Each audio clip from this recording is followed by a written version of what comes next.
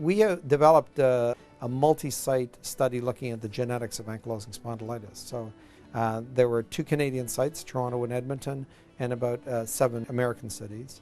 And we've been gathering together families that have multiply affected individuals with ankylosing spondylitis. And that's been a very exciting project to participate in. We have 290 families around North America that have at least 2 affected family members with ankylosing spondylitis. A study addresses individuals in the family that have the disease and their brothers and sisters that don't, and allows, for example, if there are 2 brothers that have the disease and a sister that doesn't, you can actually start to contrast the genetic profile in those individuals. The likelihood of a patient getting spondylitis, if they have a sibling, is about 50 times over the expected frequency. Many of our patients are young or young adults, and they want to know, what's the likelihood of my kid getting ankylosing spondylitis if we choose to have children? So it's applied genetics really in the clinic setting. It also allowed us to look at the environmental factors in a systematic way. So we might find, for example, in a given family that have affected and unaffected individuals, besides looking at the genetic component, we could also ask whether they've been exposed to different types of infections. So that's been an exciting project for me. And it also put Toronto Western very much on the world stage because we were participating in an international research network. So we can look at the genetic level. What predisposes patients to get ankylosing spondylitis? And we found out that in about 97% of patients in North America that have this disease, they do have a specific immune complement that we can identify. So for instance, if somebody comes in with suspected ankylosing spondylitis, we can actually ask what is their immune makeup, and very specifically in the context of something that's called HLA-B27. It's a very specific marker which highly correlates with ankylosing spondylitis. So it's a good diagnostic. It doesn't, however, tell us what's causing this disease. There's some suspicion, as with many autoimmune diseases, that the trigger is some sort of a pathogen, some sort of an infection.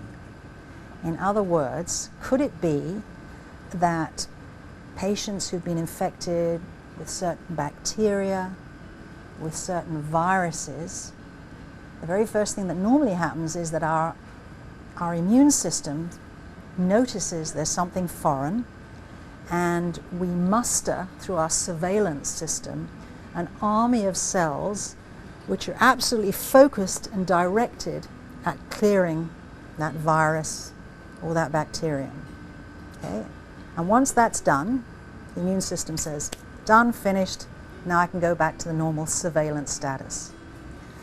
What we are thinking is that perhaps in autoimmune diseases, that done, finished, now I can go back to normal status doesn't occur. For some reason, there's a persistent activated immune response. And now, rather than being targeted against the pathogen, the bacterium or the virus, for some reason our immune system is misdirected and is targeted against self, against joints, against tendons, against ligaments. I mean, that's the reality, that's what happens. So we have to understand, what causes that immune system to go awry? What is it that's going on that creates that persistent inflammation? That's great. Excellent.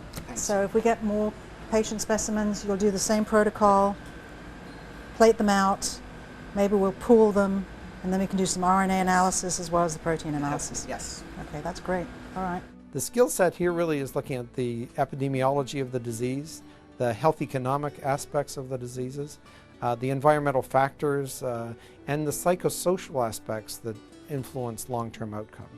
And Chris illustrates the point that the disease is more than just inflammation in a given joint. It affects every aspect of a person's life, including, for example, a social psychologist and a social worker and disability experts in our research team really broadens the potential to make some significant advances in the disease. And that's been an exciting part of being at the Western, that we have a a multidisciplinary research unit that is driven by a common vision that we're going to improve the health of Canadians with arthritis. And then I got this idea that my dad was doing a 50-miler for his birthday because he turns 50 this year. So he's doing 50 for 50. And there's a lot of people who don't really believe I can do it, so I wanted to prove all of them wrong. And now I train about 40 kilometers a week, 50 kilometers a week to keep my distance up, and then I'll do one more long run, and then I'll be able to do the race, surprise everybody, because nobody knows I'm doing it yet.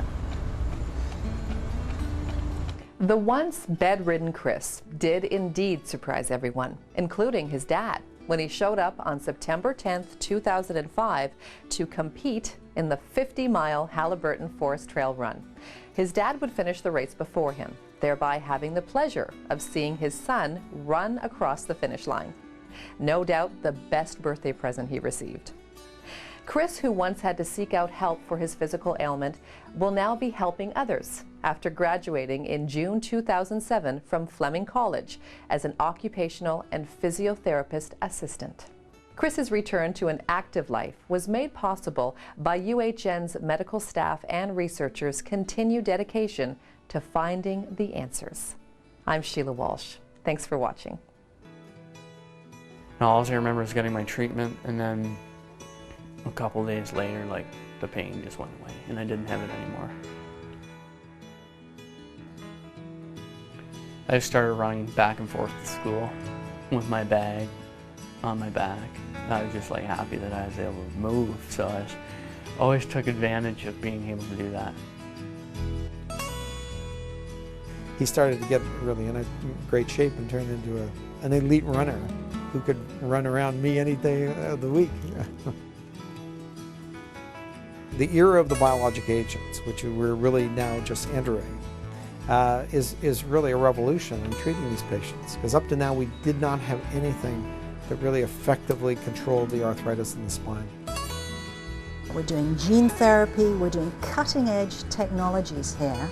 We bring all of this to bear on a specific disease or class of diseases, like autoimmune diseases, and you have an incredible opportunity to make advances.